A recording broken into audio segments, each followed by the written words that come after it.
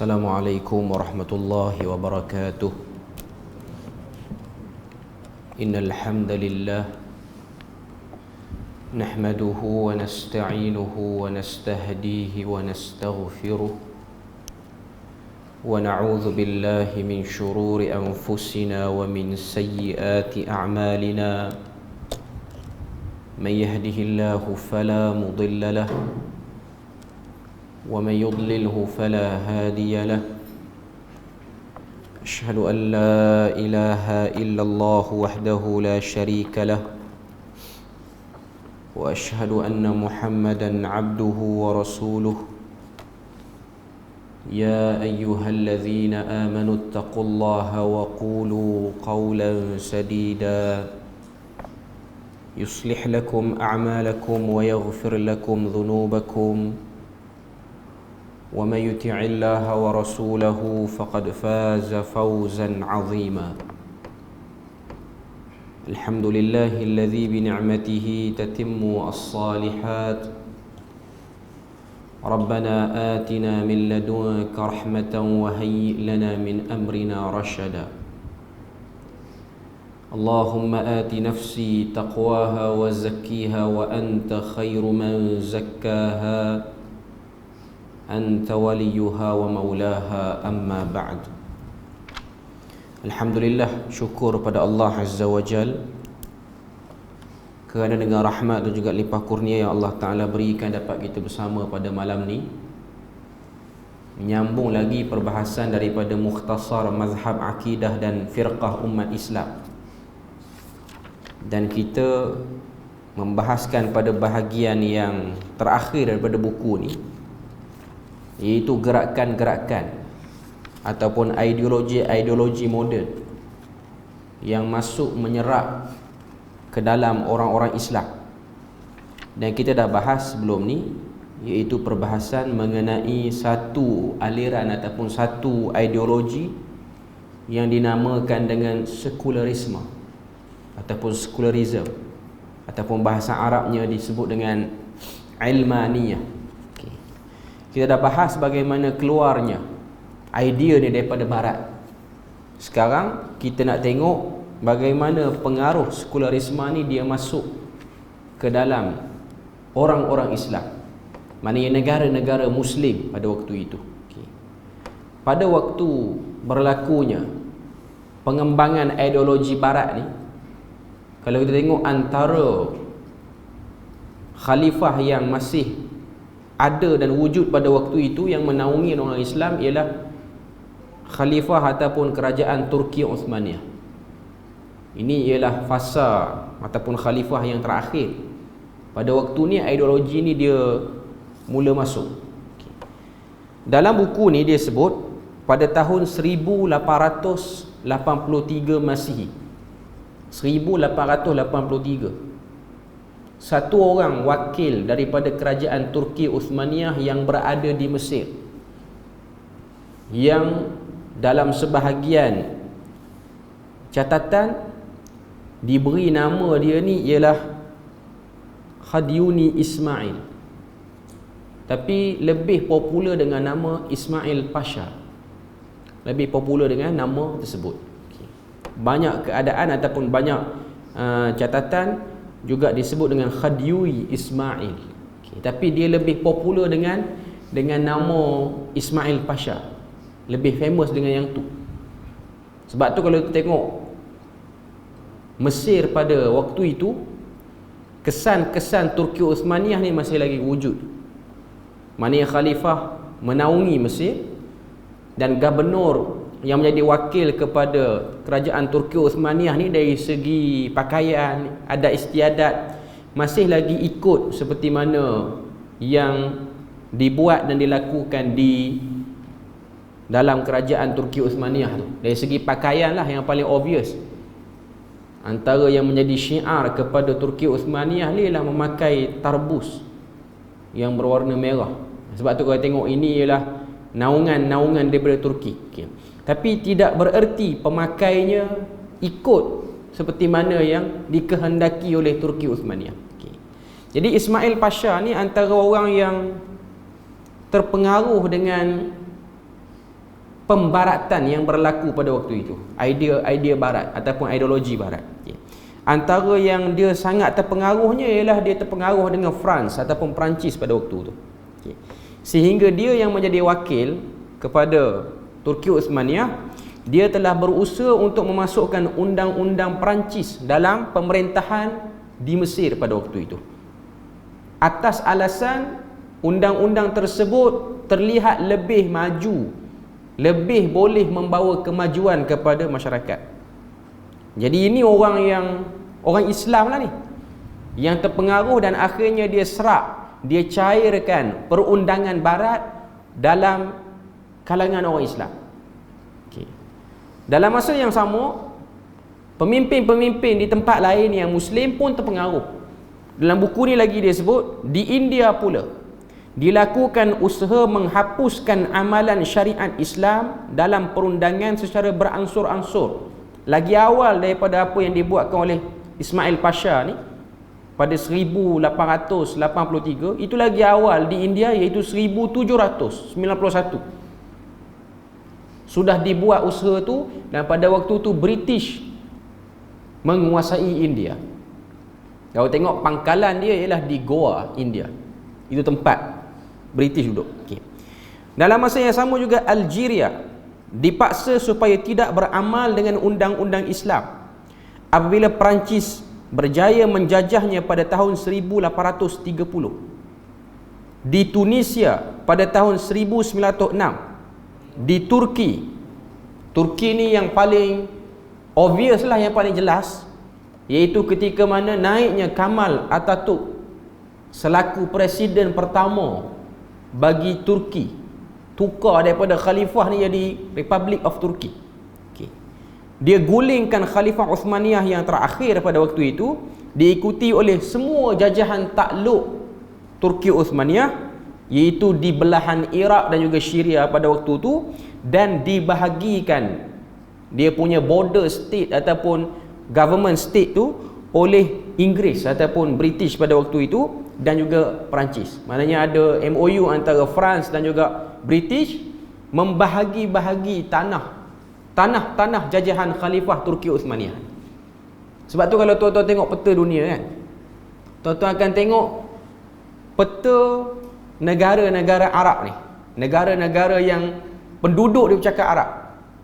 Dia ada juga negara tu dia bercakap Arab tapi dia bukan duduk dalam wilayah tanah Arab tu. Khususnya yang belah Syam ni lah, yang belah Iraq, yang belah Turki, yang belah Turki bukan Arab lah, belah Syria, Jordan apa semua ni. Tuan-tuan akan tengok peta dia tu, border sempadan tanah tu dia garisan lurus. Garisan dia lurus macam Mesir, pembahagian dia tu. Beza dengan tanah-tanah di belah Asia ni, kalau tengok atas peta dia macam bukan line yang straight pembahagian tu. Dia bukan bahagi, ada bentuk tak lurus lah. Kalau tengok peta kan, nak bahagikan negeri ni, kawasan ni, dia tak lurus dia punya kedudukan tanah. Tapi kalau peta yang belah negara-negara ni, Tunisia, Algeria, apa-apa semua ni, dia straight, petak straight. Sebab apa? Sebab MOU dibuat antara British, Perancis, Amerika Syarikat dan semualah yang bernaung di Eropah ni. Dia orang duduk sekali bincang, dia orang bahagikan atas kertas saja. Maknanya bawa satu pembaris, garis. Ni border. Ini Jordan, Syria. Lepas tu garis pula. Ni Tunisia, Algeria. Dia bukan buat dengan tanda batu. Macam tempat kita ni dia tanda batu, ada batu sempadan. Tapi dia garis, dia bagi. Yang ni France ambil. Yang ni British ambil. Dia bagi. Sebab tu kita akan perasan peta dia ada macam tu. Pembahagian secara hina lah kita kira. Sebab bagi atas kertas. Dia bukan bahagi secara pergi tengok tanah tu, tak. Lepas bagi atas kertas baru tengok. Line yang kita garis tadi tu lalu atas border mana, lalu atas kawasan mana. Kita akan bagi ikut macam tu. Jadi itu yang berlaku. Sebab tu kalau tuan tengok macam contoh peta negara Jordan. Peta negara Jordan ni dia kecil, duduk ujung dekat dengan Palestin, dan dia sebenarnya ialah bahagian daripada Syria dulu. Bahagian daripada negara negara Syria. Dia bukan negara yang mustaqil.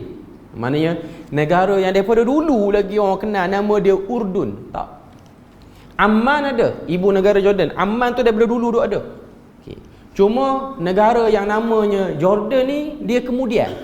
Sebab kalau kita tengok antara sebab Turki Uthmaniyah ni jatuh, sebabnya ialah tak puas hatinya keturunan Syarif. Syarif ni siapa? Keturunan Nabi lah, Bani Hashim. Syarif ni ialah keturunan Nabi, dia guna nama dia Syarif. Ni orang-orang Palestin, orang Jordan ni dia ada Syarif ni. Sebab tu Raja Jordan yang first nama dia ialah Syarif Hussein, mai pada keturunan Bani Hashim. Sebab tu kita tengok nama negara Jordan ni Al-Mamlakatu Al-Urduniyatul Hashimiyah, Kingdom of Jordan Hashimi. Hashimi itu Bani Hashim, merujuk pada Bani Hashim. Walaupun tuan-tuan tengok Raja Jordan sekarang Malik Abdullah Thani, Raja Abdullah yang kedua, anak dia Hussein. Okay. Dia arak dia macam tu. First Syarif Hussein, lepas tu Abdullah, lepas tu Talal, lepas tu Abdullah, lepas tu Hussein balik. Sebab dia style orang Arab, cucu akan ambil nama tok wan dia, cucu perempuan akan ambil nama opah dia lah, nenek dia lah. Okay, itu style dia. Sebab tu kita akan jumpa Abdullah Awal, Abdullah 1, Abdullah Thani, Abdullah yang kedua, Hussein Awal, Hussein Thani, Talal 1, Talal 2. Itu biasa bagi nama-nama kerabat diraja dia orang. Okay. Jadi Syarif Hussein dia tak puas hati dengan apa yang Turki Uthmaniyah buat.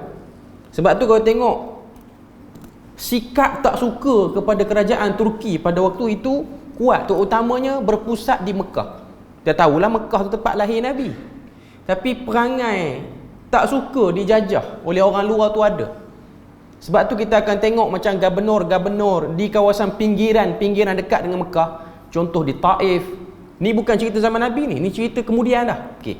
Di Taif, di Abha, ni nama-nama tempat di Saudi. Dia orang ni memang ada satu perangai tak suka kepada Turki pada waktu itu. Jatuh Turki baru tahu banyak masalah kita hadapi. Jatuh Turki baru tahu. Okey. Jadi bila mana dia orang tak suka, dia orang berpakat dengan British untuk jatuhkan Turki. British suka benda ni. Eropah suka benda ni. Sebab apa? Benteng terbesar orang Islam ialah wujudnya kerajaan Turki Uthmaniyah, dan kekuatan yang kedua ialah kerajaan Islam di Aceh pada waktu itu, yang Asia Tenggara ni, dan juga kerajaan Kesultanan Melayu Melaka pada waktu itu. Ini semua dalam naungan Turki Uthmaniyah. Maknanya wilayah orang Islam luas. Termasuklah kerajaan Islam Campa, Segenting Kera, ni nama-nama lama kita dulu. Sebab tu kita tengok Vietnam, kita rasa macam Vietnam ni orang lain. Vietnam tu tanah Melayu lah bahagiannya dulu. Itu ialah tanah milik orang berbangsa Melayu. Sebab tu ada kajian menunjukkan bahasa yang dipertuturkan oleh orang-orang Vietnam lama ataupun Campa ni ialah bahasa yang dipertuturkan oleh orang Aceh sekarang. Itu bahasa yang sama. Tapi orang Aceh pun tak tahu dia orang tu orang Campa. Dia orang tak tahu. Dia tu migrate daripada Campa pergi ke situ. Ataupun pertukaran dua tu lah. Ini semua wilayah orang Islam. Ini semua wilayah, termasuk Manila, termasuk Filipina, termasuk Borneo, apa-apa semua ni membawa kepada Brunei, dan dia pergi ke Hawaii, ke Kepulauan Hawaii di Amerika Syarikat. Maknanya nak kata itu wilayah orang Islam dulu. Okay. Tapi bila mana ada unsur rasa tak suka kepada Turki ni, terutamanya propaganda yang dibawa oleh mereka-mereka yang daripada family Nabi ni, Bani Hashim ni, menyebabkan orang Arab terpengaruh dengan benda tu, terutamanya orang Arab Teluk. Diorang tak suka. Memang diorang dah lama tak suka dia perintah oleh Turki. Yang belah Asia Tenggara ni, yang Aceh apa semua ni, dia lebih solid berbanding Bani Hashim. Walaupun kalau tengok perpecahan sehingga hilangnya kerajaan Melayu di belah Asia Tenggara ni pun dengan sebab adanya tali barut. Cumanya kita tak bahas yang tu. Kita bahaskan ni ialah perpecahan yang berlaku di negara Arab dulu. Okey.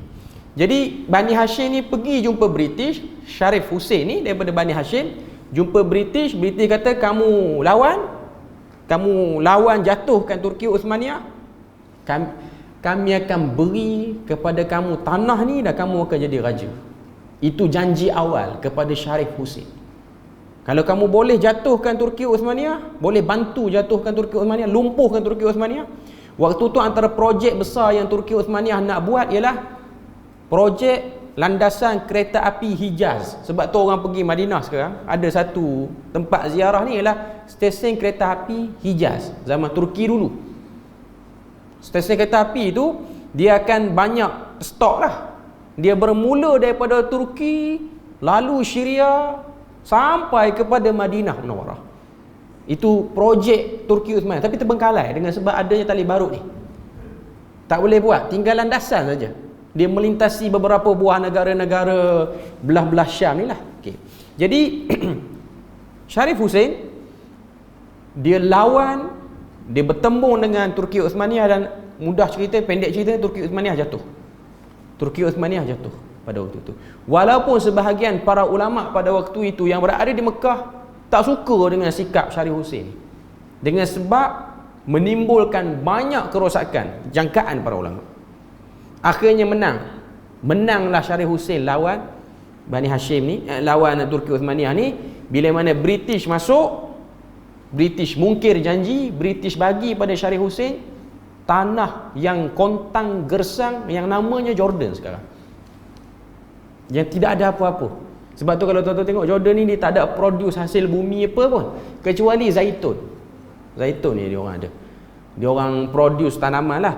Dari segi gas asli tak ada, minyak semua tak ada, semua apa pun dia orang tak ada. Dia orang cuma bergantung kepada ternakan, produk tenusu, dan juga bergantung kepada tanam-tanaman. Tapi antara benda yang dia orang dapat, orang kata agak solid jugalah, mata wang dia orang yang agak kukuh. Tapi dari segi kehidupan orang Jordan sederhana. Mata wang Jordan antara mata wang yang top 10 terkuat di dunia. Satu dinar Jordan bersamaan dengan 6 ke 7 ringgit sekarang. Lagi mahal daripada US dollar, lagi mahal daripada euro lagi. Sebab tu orang yang belajar Jordan dia akan tahu sakit mahal tu. Tuan-tuan bayar, tuan-tuan ada 7,000 ringgit, baru 1,000 dinar Jordan. 7,000 dalam bank, sekali dapat duit zakat kerajaan negeri bagi, convert pada duit Jordan 1,000 lah. Kalau orang tu belajar Mesir mahal. Mesir RM1 kita 4,000 pound Mesir, ataupun 4,500. Maknanya kalau kita ada RM1,000, di Mesir dah 4,500 ke 5,000 pound. Banyak tu. Sebab sewa rumah sekitar 500 pound je sebulan. Di Jordan sewa rumah 250 dinar sebulan. 1,000. Sewa rumah di sana untuk student paling murah 1,000 sebulan. Dan rumah yang ada 3 bilik, ruang tamu pun tak ada. Yang tu rumah saya dulu lah, ruang tamu tak ada. 3 bilik, 2 bilik air, okey lah. Macam rumah tempat kita, tapi kita adalah ruang tamu. Posh parking memang tak ada, kita tak akan beli kereta lah. Orang kaya betul yang boleh beli kereta ni. Okay. Dan rumah tu ialah jenis rumah bertingkat tu, bukan rumah landlord ni, bukan land ni, bukan. Okay. Dan nak katanya itu ialah, saya rasa saya duduk Jordan ni pernah rasa duit kita agak meningkat sikit, agak solid sikit, iaitu pernah duit Malaysia ni 1 dinar Jordan bersama dengan RM4.20 Jordan. Itulah paling tinggi duit Malaysia boleh pergi. Lepas pada tu jatuh 7 dan bahkan pernah pergi kepada RM8 untuk 1 dinar. Okay, tapi dia orang dapat. Tapi realiti orang Jordan, kehidupan dia orang tidaklah seindah mata wang dia orang. Dia orang susah lah. Dia orang susah. Jadi dengan sebab dia orang tu susah, melahirkan satu masyarakat yang bakhil, kedekut. Sangat kedekut. Tuan-tuan nak cari Arab paling kedekut atas dunia ni Jordan apa? Sangat kedekut. Dia sukar. Kalau Arab Saudi dia mudah belanja orang. Jumpa orang belajar ilmu, dia orang kata apa, dia bagi duit. Orang Syria pun sama. Ada sebahagian daripada student Malaysia yang waktu perang di Syria berlaku, dia orang convert, dia orang tukar universiti, tak boleh belajar dah di Syria, belajar ke Jordan. Dia orang tak boleh nak adapt dengan suasana Jordan yang tinggi sara hidup dia. Menyebabkan dia orang rasa tak tahan balik ke Malaysia. Sebab di Syria, orang Syria dengar orang belajar ilmu agama. Belajar ilmu agama, musafir jauh, bagi rumah Asalnya nak sewa, akhirnya bagi duduk saja sampai habis belajar, tak ambil sewa sebulan pun. Bahkan bagi duit lagi. Itu perangai orang Syria. Sebab tu saya tengok orang Syria yang ada di Malaysia ni, kita teringat kebaikan dia orang. Tuan-tuan tengok kawasan Bintong ni ada Syria duk jual shawarma apa semua tu. Dia orang tu dulu orang kaya tapi sekarang dah miskin lah. Cuma saya nak katanya Syria dari segi hospitality terhadap tetamu luar biasa. Jordan dia kedekut. Ultimate kedekut dia, saya boleh kata. Bahkan dia rancang, dia fikir, dia nak belajar kita, nak tipu duit kita pula. Yang tu perangai dia orang. Tapi mengaku keturunan Nabi, keturunan Khalid Al-Walid.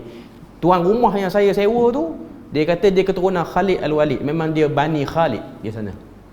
Tapi anak dia lah yang minta sewa, sebulan 2 kali minta. Tuan-tuan bayang. Awal bulan minta, dah bagi dah. Akhir bulan minta, kita kata dah bayar dah. Tak bayar lagi.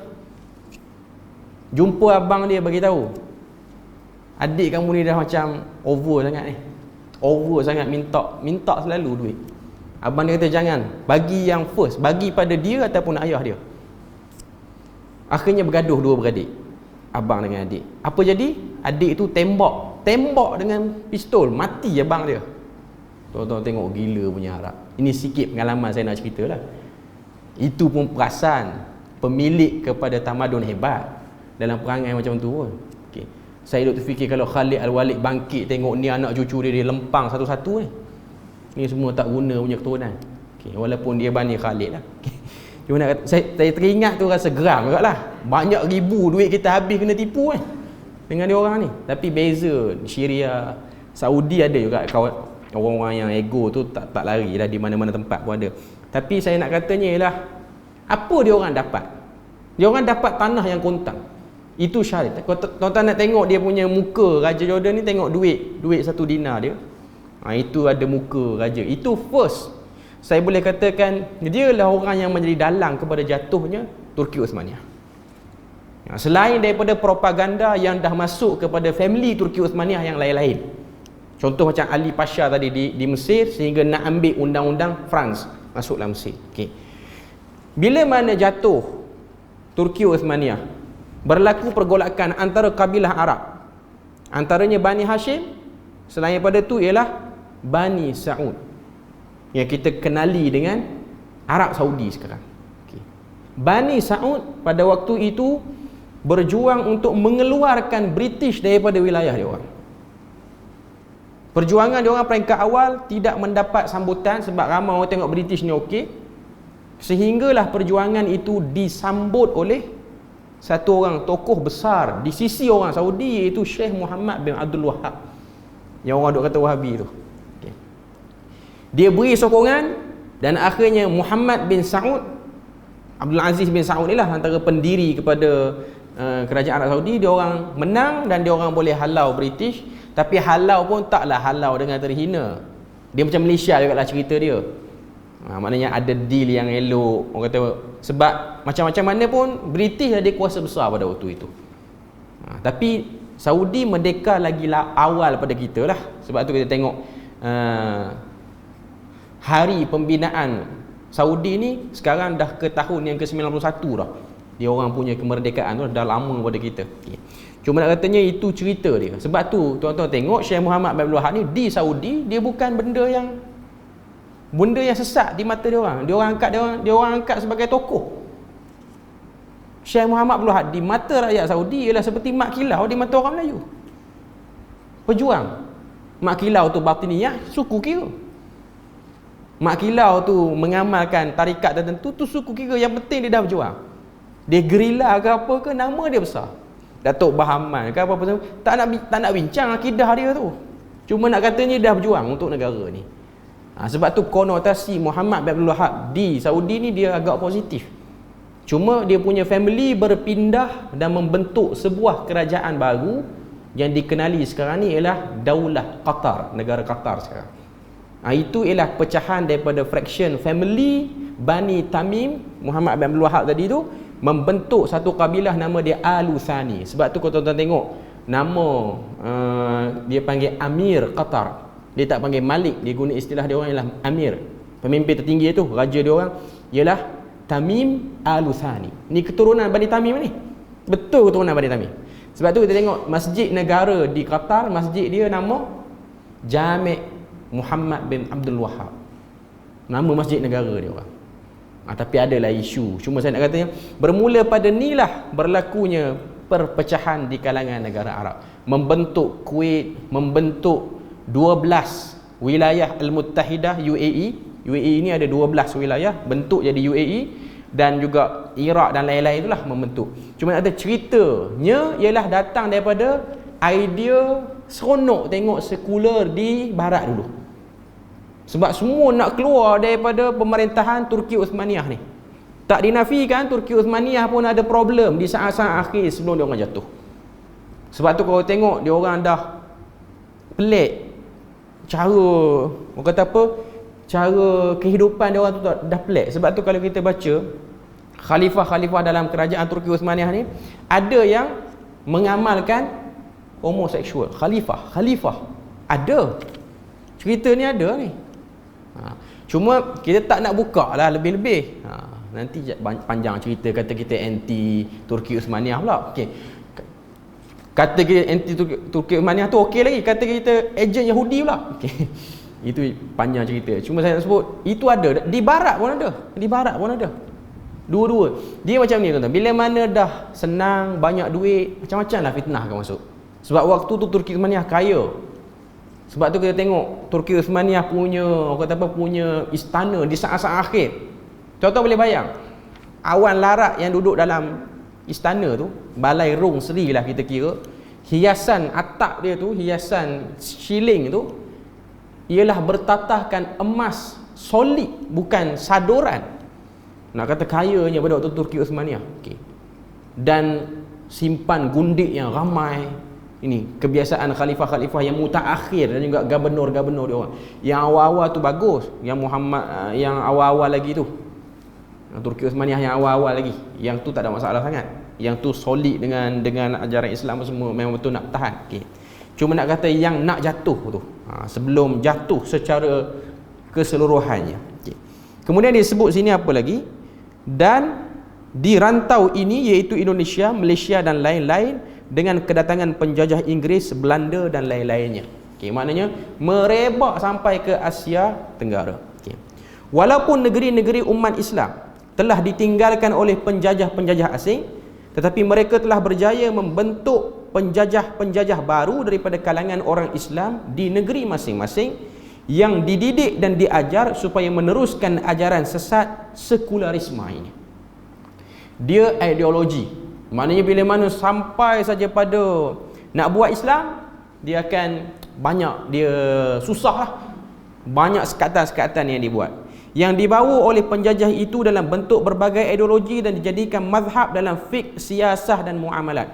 Benda ni berlaku di belah Asia Tenggara, benda ni pun berlaku di belah negara-negara Arab, di Asia Barat pun.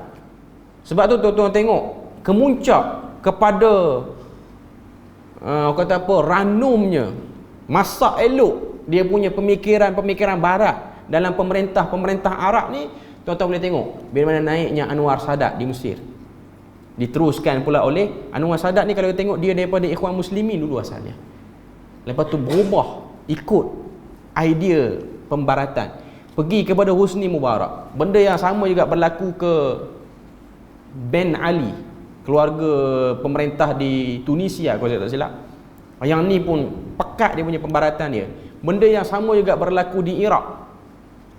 Cuma Iraq ni dia kata apa, dia ada fasa yang lama, terutamanya zaman Saddam Hussein. Peringkat awalnya parti yang Saddam Hussein tu berkecimpung dalam politik di Iraq ni, parti Ba'ath. Parti Ba'ath ni parti apa di Malaysia tak nak sebut lah, parti apa, nanti banyak cerita pula. Okay. Cuma dia macam gagasan dia orang nasionalis lah, gagasan dia parti Ba'ath. Tapi dia orang kata apa, terkena sikit idea komunis daripada Rusia, terkena sikit. Sebab tu kalau tengok benda yang sama juga berlaku kepada Sukarno, dia macam minat sikit idea komunis. Sebab tu kalau tengok antara negara Asia Tenggara yang ada hubungan baik dengan negara-negara komunis ni ialah Indonesia. Kesan daripada Sukarno dulu. Dia kan terkesan dengan Parti Komunis Indonesia ni, PKI dulu. Sebab tu kita tengok antara hubungan yang masih lagi tak putus ialah hubungan baik Indonesia dengan Korea Utara. Tuan-tuan kena tengok bila mana hari-hari kebesaran di Korea Utara ni, dia akan keluarkan satu bunga. Bunga tu ialah bunga orkid, anggerik lah istilah kita.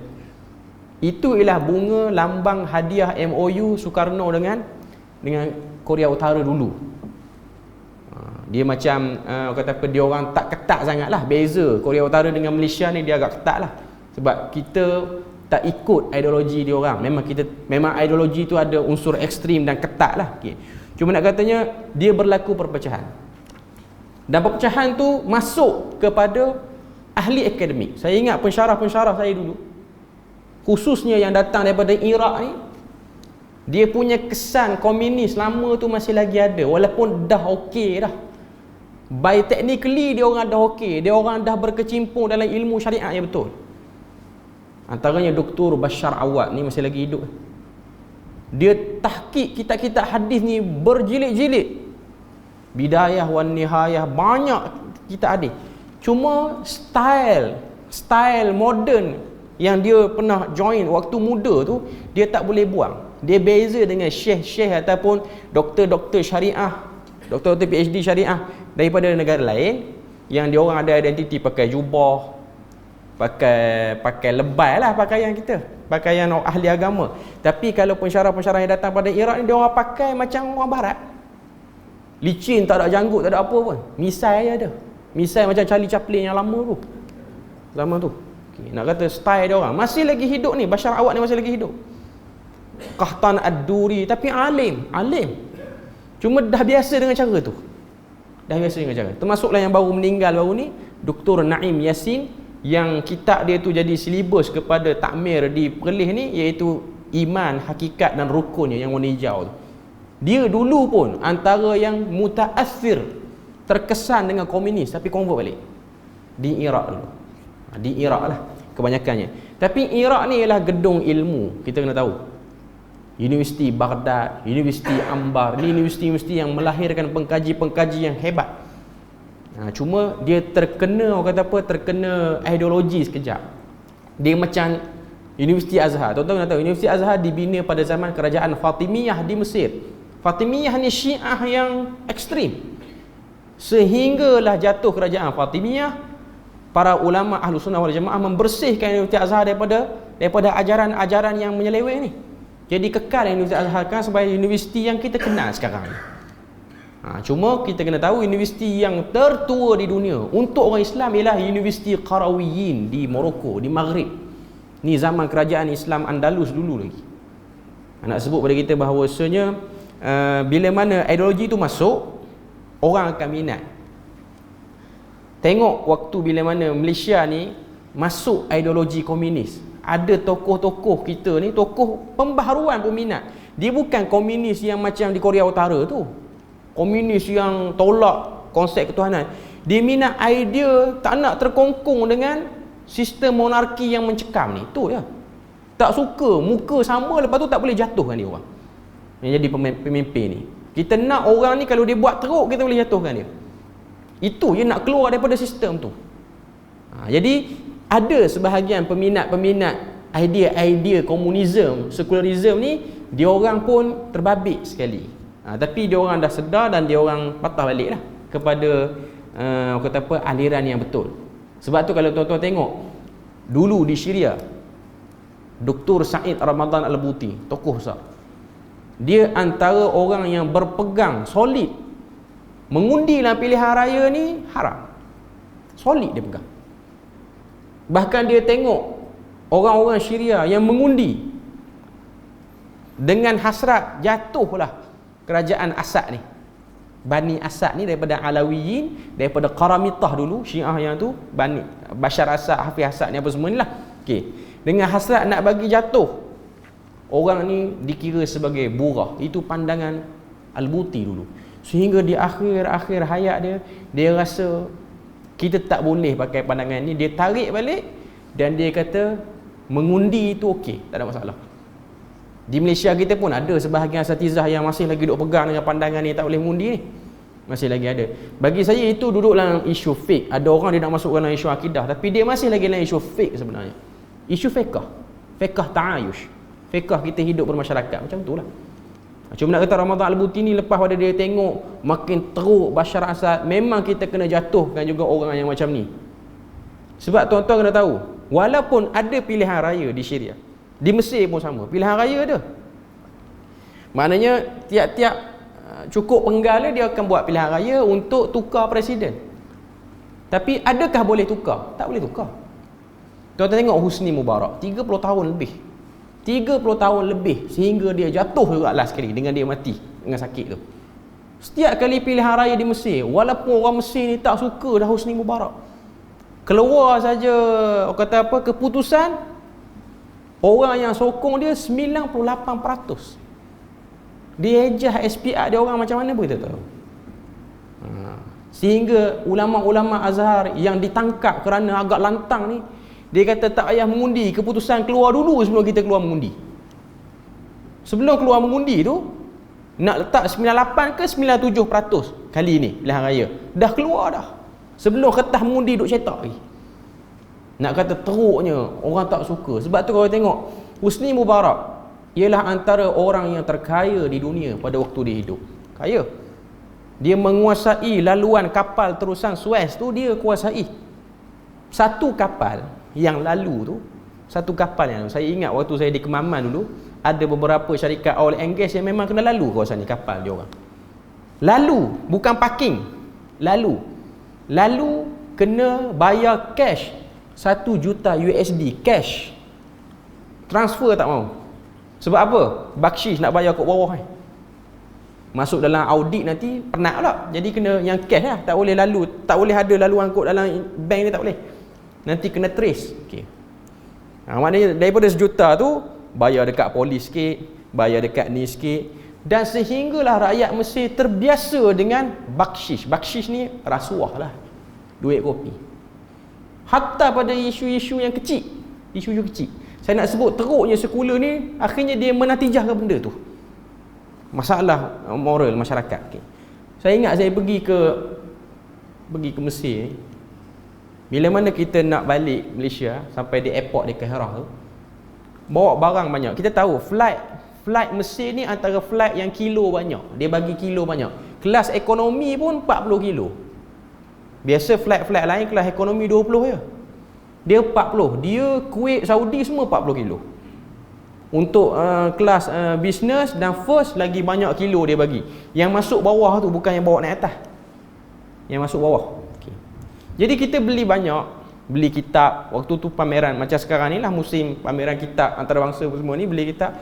Dan adalah beli cenderahati apa-apa yang saya dah bawa penimbang daripada Malaysia. Saya confirm 35 kilo.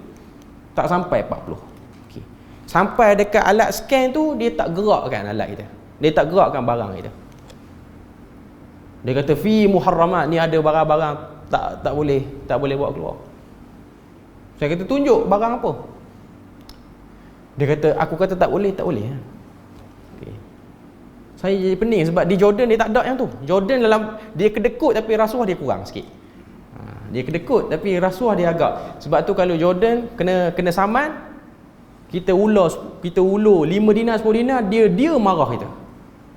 Kamu jangan cuba-cuba nak jahanamkan aku kata. Walaupun gaji aku kecil, aku tak ambil rasuah. Okay.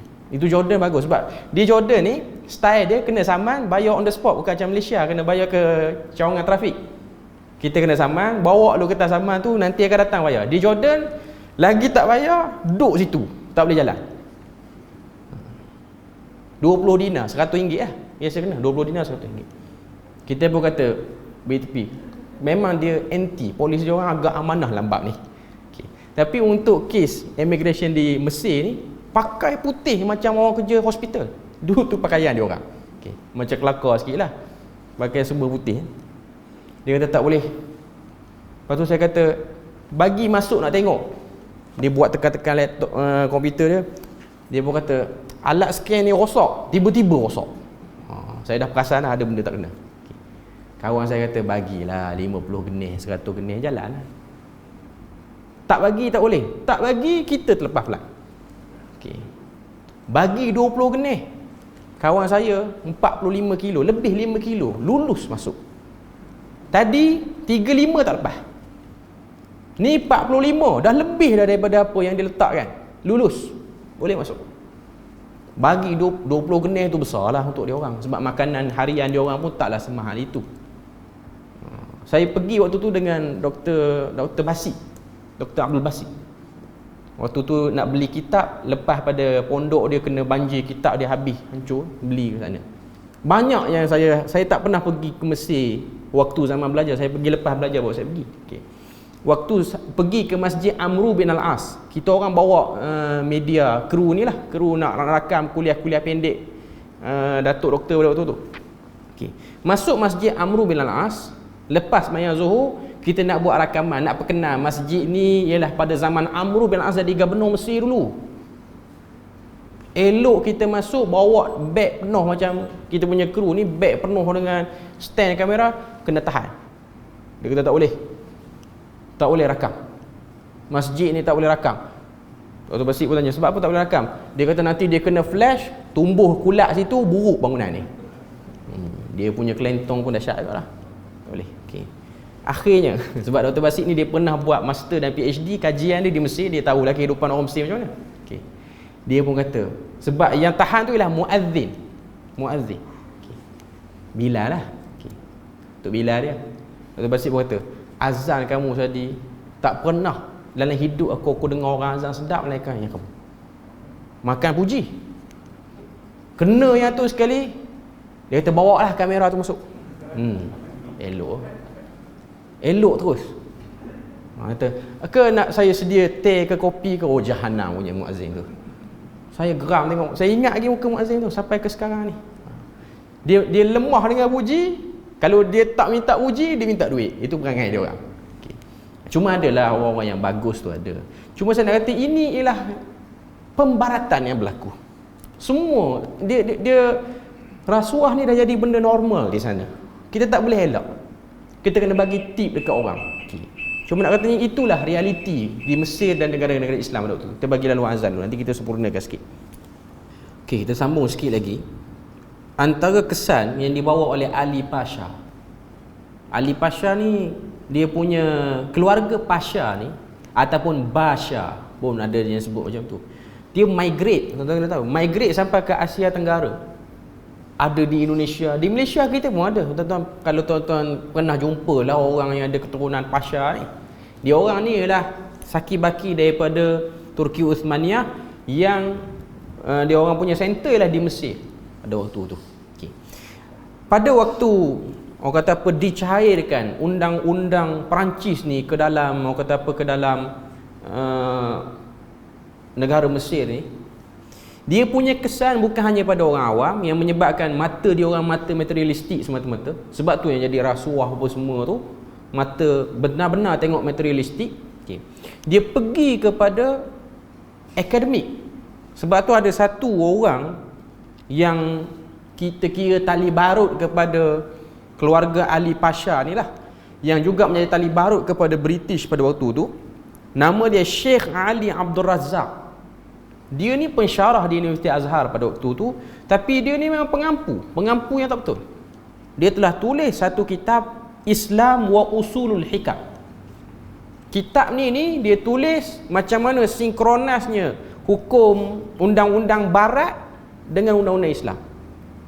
Dia ambil sekerat ayat Quran, memang jelas dia ambil sekerat. Sehinggalah datang tokoh yang kemudian lepas pada tu yang merupakan Syekhul Azhar. Syekhul Azhar ni dia macam apa dia jawatan dia di Malaysia? Dia bukan rektor. Rektor tu bawah lagi. Rektor dia panggil Raisul Jami'ah. Okey. Syekhul Azhar ni dia macam chancellor. Biasa Malaysia chancellor ni raja dan sultan lah biasanya di universiti. Syekhul Azhar pada waktu tu itu Syekh Muhammad Al-Khudair Husain. Dia telah tulis satu buku, satu kitab ni untuk rad balik kepada Ali Abdul Razak ni, iaitu kitab yang bernama Naqdu Kitabil Islam wa Usulil Hikam. Dan sudah pastilah bila mana dia tulis, dia tegur orang yang dijaga oleh pemerintah, jawatan dia sebagai Syekhul Azhar dilucutkan dan digambarkan dialah Syekhul Azhar paling teruk dalam sejarah Universiti Azhar. digambarkan pada waktu itu. Sebab tu kalau tuan tengok di Mesir sekarang ni pun suasana dia macam tu. Dia tak boleh nak balance, dia tak boleh. Tuan-tuan tengok, kalau tuan-tuan ikutilah, okay, beberapa saat sekarang ni, beberapa bulan, beberapa ketika tahun-tahun yang kebelakangan ni, banyak fatwa-fatwa Azhar yang diragui. Saya tak tahu apa sebab. Mungkin tekanan daripada pemerintah sekarang. Dia punya mufti dia, di Mesir ni dia ada dua mufti. Satu muftil am, mufti agung lah, grand mufti untuk negara Mesir. Yang kedua dia panggil muftil askar, mufti kepada tentera saja. Dia ada macam tu kaedah. Di Jordan pun ada mufti untuk tentera dan mufti untuk orang awam. Okay. Yang jadi mufti kepada tentera sekarang ni, muftil askar, tak nak sebut nama nanti orang cut video jahanam pula jadi. Dia telah keluar satu kenyataan baru ni. Dia kata riba bukan benda yang dosa. Nyataan dia bahaya. Dia kata semua produk-produk ribawi yang ada dalam perbankan ni tak ada masalah. Orang Mesir boleh bermuamalat seperti biasa, seperti mana muamalat-muamalat yang lain. Tak tahu apa kepentingan, tapi mengejutkan. Dan of course ada ulama-ulama Azhar yang lawan. Antaranya adalah Dr. Mazin Sirsawi. Saya last dengar nama dia sekitar tahun 2019, sebelum Covid. Sebab sebelum tu dia banyak dah buat kenyataan-kenyataan yang agak terang, menyanggah satu orang tokoh besar di Mesir ni. Mazin Sirsawi ni degree, master, PhD semua Azhar. Tuan-tuan kena tahu, nak buat master dan PhD di Azhar ni dia punya cabaran luar biasa. Saya bukan nak lekehkan universiti lain. Saya pun tak buat master di Azhar, tak buat juga PhD sana. Okay. Cuma pertama sistem yang tak teratur. Yang kedua syadid. Syadid ni maksudnya apa? Tegas dan detail sangat. Dulu tokoh di Perlis yang buat master di Azhar ni ialah Datuk Dr. Harundin. Dulu dia buat dengan, saya tak ingat apa nama syekh tu. Dia buat, saya dengar cerita daripada murid dia lah. Dia kata waktu hantar proposal tu, syekh tu syekh yang hebat lah. Boleh katakan bukan pensyarah, saya rasa dia ada jawatan besar dalam Azhar. Dia tengok proposal tu tebal. Proposal tu tebal. Lagi tebal pada buku ni. Dia baca terus dia lempar atas sampah. Tu depan Dr. Harundin waktu tu. Dia kata kamu buat ni sampah. Tak payah buat. Balik Malaysia lagi baik. Tuan-tuan boleh bayang pecahnya hati kalau kena macam tu. Maknanya kena kritik depan-depan. Kena kritik. Sebab tu kalau orang nak petikai, orang yang boleh buat direct di Mesir ni cabaran juga. Sebab dia susah. Dia bukan kita boleh consult dengan penyelia tu macam di Malaysia. Jumpa, buat correction, ambil pen merah, tanda. Oh, yang jenis manja macam tu tak ada di Mesir. Tak ada. Itu sistem akademik dia orang agak kental dan orang kata apa, keras lah. Okay. Jadi Mazin Sirsawi ni dia produk daripada Azhar. Memang dia produk Azhar. Sedangkan tokoh tu entahlah dia habis ataupun tidak di Azhar, tak diketahui. Cuma dia ada hubungan baik dengan pemerintah. Okay. Bila mana dia buat kitab, tulis buku apa-apa semua ni, yang saya ketahui dia hilang daripada Mesir, tak tahu gimana. Dr. Mazin Sirsawi ni banyak dulu dia masuk TV di Mesir. Masa zaman Dr. Mursi, laluan luas dibuka untuk dia ni. Boleh. Ramai juga lah tokoh-tokoh di Mesir yang hilang dan juga yang dibuang negeri pun ada. Antaranya Tariq Iwadullah. Tariq Iwadullah ni tokoh hadis di Iskandariyah. Sekarang ni duduk di mana? Duduk di US. Tak duduk di Mesir. Ramai migrate. Antaranya lagi Wahid Abdul Salam Bali. Ni tokoh-tokoh yang agak lantang menentang. Cuma saya nak katanya, yang perangai macam apa nama ni, macam Ali Abdul Razak ni, dia macam berterusan duk ada sampai sekarang. Tuan-tuan tengok wawancara sekarang. Saya duk tengok juga lah wawancara ulama-ulama Azhar dalam TV.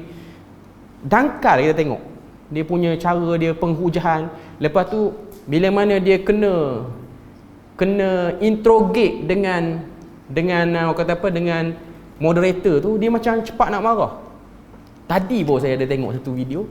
Satu orang, dia ni pensyarah Universiti Azhar, ditanya soalan berkenaan dengan hijab. Dia macam nak kata hijab tu bukan duduk pada syariat yang tinggi bagi orang perempuan ni. Bila mana Moderator tu dia baca ayat Quran, dia hebat. Moderator negara Arab ni dia orang hafal Quran kau. Jadi waktu kawan tu cakap mengarut, dia ingat ayat Quran tu, dia cantah. Tempat kita ni moderator angguk je. Sebab tu tengok, tanyalah ustaz, dia mengarut, jelas mengarut. Moderator, Masya Allah bagusnya tips ini, padahal mengarut. Dia tahu benda tu mengarut, takut kena cut video tu. Bergaduh depan-depan tengah live bergaduh. Sampai syekh tu kata, kamu Azhar ke aku Azhar sekarang ni? Dia macam gaduh tepi pasar lah, tapi dalam live TV tu. Tak sepatutnya ahli akademik buat perangai macam tu dalam live TV. TV tu pula ialah TV mempromotkan fatwa-fatwa Mesir, Darul Ifta Al-Misriyah. Okey, sejak kebelakangan ni, yang dulu-dulu hebat, ada, saya tak nafikan, ada tokoh-tokoh yang hebat di sana. Ada yang masih lagi solid dan ada pandangan peribadi dia orang yang menyebabkan dia orang tak cakap secara direct. Kita pun tak tahu tekanan apa yang berlaku di sana. Cuma saya nak kata, kesan dia sampai sekarang tak boleh dibuang lagi. Tak boleh dibuang. Korupsi, normalisasi benda-benda yang haram berlaku. Ini realiti berlaku di Mesir selepas masuknya idea barat ni. Kita akan tengok negara-negara lain pula yang disebut dalam ni. Cuma dia fokus Mesir sebab apa? Sebab penulis buku ni dia buat master di Azhar waktu tu ialah zaman pemerintahan Anwar Sadat, waktu tengah pekat lagi. Dia punya elemen-elemen pembaratan yang berlaku. Cuma kita berpada situ je untuk malam ni. InsyaAllah kita akan tengok part seterusnya, iaitu ideologi al-qaumiyah ataupun nasionalis, fahaman kebangsaan, yang akan kita tengok dan dia akan apply pada negara-negara lain pula. Setakat itu saja. Semoga Allah Ta'ala beri rahmat dan berkat. Subhanakallahumma wa bihamdik, asyhadu an la ilaha illa anta wa astaghfiruka wa atubu ilaik. Wassalamualaikum warahmatullahi wabarakatuh.